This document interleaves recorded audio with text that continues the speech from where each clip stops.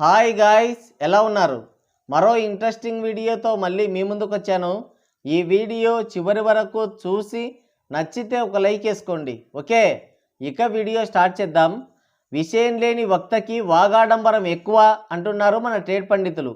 విషయం ఏంటంటే, గురకపాటి నరసింహారావు అంగుళం రిటైర్మెంట్ తీసుకుని గురక పెట్టే సమయం ఆసన్నమైంది. ప్రవచనాలు చెప్పడం మీద కంటే ఎవడో ఒకటి ముడ్డిలో ఏలెట్టి గెలకడంపైనే ఈయన దృష్టి అంతా ఉంటుంది. అచ్చమ్మన నారదబాబు అంగుళం లాగా గాలికి పోయే కంపను గోచికి తగిలించుకోవడం ఈయనకి వెన్నతో పెట్టిన విద్య. ఏదో ఒక కంపకి గోచి ఊడొచ్చేదాకా మాట వినేలా లేడు. పండితుడైన వ్యక్తికి పాండిత్యంతో పాటు మంచి ఆలోచనలు, మంచి వ్యక్తిత్వం, మృదువైన మాట తీరు ఉండాలి. ఈయనకి పాండిత్యం కంటే పనికిమాలిన వాటిపైనే శ్రద్ధ ఎక్కువ. ఈ సోషల్ మీడియా యుగంలో 1కి 10 సార్లు ఆలోచించుకొని మాట్లాడాలి. ఎంత పెద్ద ఆంబోతైనా పులికి లోకువెన్నట్టు, ఎంత పెద్దవాడివైనా, ఎంత గొప్ప ప్రవచన కర్తవైనా తప్పు దొర్లితే ఈ సోషల్ మీడియా అనే పులికి ఆహారమైపోవడం ఖాయం. రీసెంట్గా ఇంకో కంపెనీ గోచికి తగిలించుకున్నాడు. ఏమన్నాడో మీ 2 చెవులతో మీరే విని తరించండి. అసలు పిల్లలకు భోజనం పెట్టి ఏంటంటే వాళ్ళ భోజనాలు వాళ్ళు తెచ్చుకోవలేదు మానేమానండి. అంటే పిల్లలకు భోజనం పెట్టి పుస్తకాలు ఇచ్చి యూనిఫార్మ్ ఇన్ని ఇస్తే వాడు చదువుతాడా? శోభనం పెళ్లి కొడుకులో మంచం ఎక్కి కూర్చుంటాడు. విన్నారా? చద్దన్నం తిన్నామే మొగుని ఆకలి ఎరగదన్నట్టుంది.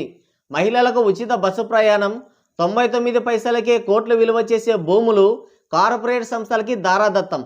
వీటికంటే పనికిమాలిందా మధ్యాహ్న భోజన పథకం? తోలుమందం మాటలు మాట్లాడకూడదు. చెప్పాలనుకున్న విషయాన్ని సూటిగా నిక్కచ్చిగా చెప్పేయాలి. వ్యంగ్యం కోసం వంకర మాటలు మాట్లాడకూడదు. మధ్యాహ్న భోజన పథకం చాలా మంచిది, కానీ ఆ లెక్కల బాధ్యత ఉపాధ్యాయులకి కాకుండా వేరే వాళ్ళకి అప్పగిస్తే బాగుంటుంది. గుడ్లు లెక్కలు రాసుకోవడానికే టీచర్స్కి టైం సరిపోతే చదువు ఎప్పుడు చెప్తారు అని అంటే అయిపోయే. అలా చెప్తే ఆయన గురకపాటి ఎందుకు అవుతాడు? ఆలోచన మంచిదే, చెప్పే విధానమే తప్పు. గతంలో శివాజీ అంగుళం కూడా ఇలాగే దొరికిపోయాడు. కీడెంచి మేలెంచమన్నారు పెద్దలు. పెద్దలే తప్పుగా ప్రవర్తించారు కాబట్టి మనం కూడా రివర్స్లో మేలెంచి కీడెంచుదాం. ఆయన ఏమన్నాడంటే, అదే ఆయన ఉద్దేశం ఏంటంటే, టీచర్లు స్కూల్కి వెళ్ళేది చదువు చెప్పడానికా లేదంటే గుడ్ల లెక్కలు రాయడానికా? గుడ్లు లెక్క పెట్టడానికి సాంబారు, పప్పు, బ్యాళ్ళు వీటి గురించే టైం సరిపోతే పిల్లలకి చదువు ఎప్పుడు చెప్తారు? వాళ్ళేం చదువుకుంటారు? టీచర్లు చదువులు చెప్తే చాలు, గుడ్ల లెక్కలు వేరే వాళ్ళకి అప్పచెప్పండి అని ఆయన ఉద్దేశం. ప్రవచనాలు జనరంజకంగా చెప్పే క్రమంలో ఆయన నోటి దూలని కూడా కలిపి చెప్పాడు. అది పెంట అయింది. ఇప్పుడు నిజాలు మాట్లాడుకుందాం. భోజనంలో గుడ్డెట్టారా గాడిది గుడ్డెట్టారా? భోజనంలో గుడ్డు పెట్టడం ఏంటండి, బుద్ధుందా లేదా అన్నాడు. ఇలాంటప్పుడే గుడ్లతో కొట్టాలనిపించేది. నువ్వంటే బూరెన్లో నెయ్యి పోసుకొని తింటావు, అందరికీ బూరెన్ దొరకాలంటే కష్టం కదా గురకపాటెంకుల్. గుడ్డులో పోషకాలు ఎక్కువ ఉంటాయి. తక్కువ ఖర్చులో పిల్లలకి పోషకాహారం అందించాలని గుడ్డిస్తున్నారు. నువ్వు గుడ్డు తినవని అందరినీ తినొద్దంటే ఎలా గురకపాటెంకుల్? ఇంకేమన్నాడు? చదివితే చదువుకోమను, లేదంటే వెళ్ళిపోమ్మను. పిల్లలకి భోజనాలు పెట్టడం ఏంటండి? వాళ్ళ భోజనాలు వాళ్ళని తెచ్చుకోమనండి, లేదంటే మానేయమనండి. పిల్లలకి భోజనం పెట్టి పుస్తకాలు ఇచ్చి యూనిఫామ్ ఇచ్చి ఇన్ని చేస్తే వాడు చదువుతాడా? శోభనం పెళ్లి కొడుకులాగా మంచం ఎక్కి కూర్చుంటాడు అన్నాడు. ఇలాంటప్పుడే నాకు ఎక్కడో మండేది. కలవారింటి ఆడపడుచుకి కాకరకాయలు కాడరావు.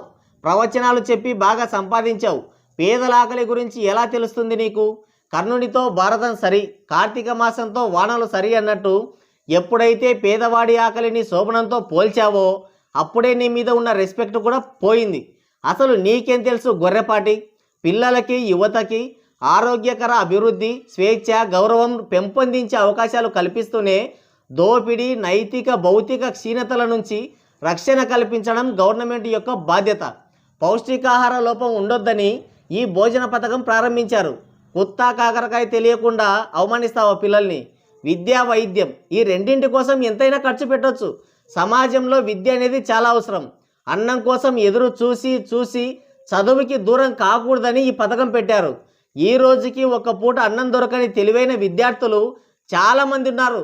కొల్లలున్నారు. తాగుబోతు తండ్రి, కూలీ పనికి వెళ్ళే తల్లి, ఎవరన్నా సాయం చేస్తే బాగుండు అనుకునే శాపగ్రస్త బతుకులు ఎన్నో ఉన్నాయి. బలిసిన 90 మంది కోసం కాదు, అన్నం కోసం ఎదురు చూసే ఆ 10 మంది ప్రాణాల కోసం ఈ పథకం. తినడానికే బడికి వస్తున్నాడు అని హేళన చేస్తున్నావు. వాడి దయనీయ స్థితి నీకు హేళనగా ఉందా? భోజనం లేక, పుస్తకాలు లేక, డబ్బులు లేక ఎంతోమంది పేద పిల్లలు చదువుకి దూరం అయ్యారు. గవర్నమెంట్ ఈ పథకాలు ఇవ్వడం ద్వారా వాటి కోసమే వచ్చి ఎంతోమంది పిల్లలు చదువుకుంటున్నారు. భోజనం తెచ్చుకోలేకపోతే పిల్లలు చదువు మానేయాలా? ఇంత వివేకమా? నీ విఘ్నతకే వదిలేద్దామనుకుంటే నీ మాటల పరిణామం చాలా హేయంగా ఉంది. నీకంత దమ్ము ధైర్యం ఉంటే రాష్ట్రంలో ఎన్నో సమస్యలున్నాయి, ఎన్నో అడ్డమైన పథకాలున్నాయి, ఎంతోమంది అడ్డగాడిదలు అడ్డమైన పనులు చేస్తున్నారు. వాటి మీద సంధించు నీ వ్యంగ్య అస్త్రాలు.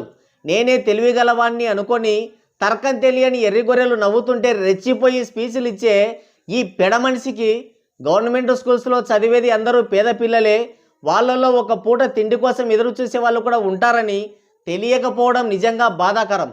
ప్రవచనాలు చెప్పడం అంటే వేదాలు, పురాణాలు, ఇతిహాసాలు చెప్పడం, సొంత పైత్యం రుద్దడం కాదు. మధ్యాహ్న భోజన పథకంలో అన్నం కాదు పెట్టేది, పెట్టుబడి పెడుతున్నారు. విద్యావంతులు, శక్తివంతులు, బాధ్యతాయుతమైన పౌరులను తయారు చేసి దేశ భవిష్యత్తుని, ఆర్థిక వ్యవస్థని బలపరుస్తున్నారు. రేపటి రోజున ఆ పిల్లలు శక్తివంతులై జవాన్లుగా మారితే దేశానికి భద్రత పెరుగుతుంది. మంచి బిజినెస్ మ్యాన్లు అయితే ఆర్థిక వ్యవస్థ బలపడుతుంది. ఉన్నత విద్యావంతులైతే సమాజాన్ని సక్రమ మార్గంలో నడిపిస్తారు. మధ్యాహ్న భోజన పథకం అన్నదానం కాదు, ముష్టి కాదు, ఏది కాదు. అది వాళ్ళ జన్మ హక్కు. అయినా పిల్లల ఆకలిని శోభనంతో పోల్చిన నీకు ఎలా చెప్తే అర్థమవుతుంది? శోభనానికి శోకానికి తేడా కూడా తెలియదు నీకు. క్షమాపణ చెప్పాలా లేదా అనేది నీ విఘ్నతకే వదిలేస్తున్నామంటున్నారు మా ట్రేడ్ పండితులు. మరి గురకపాటి వ్యాఖ్యలపై మీరేమంటారు? కింద కామెంట్ చేయండి. సో గైస్, ఇది వీడియో. మరోసారి మరో ఇంట్రెస్టింగ్ వీడియోతో మళ్ళీ కలుద్దాం. Thank you, take care, bye bye.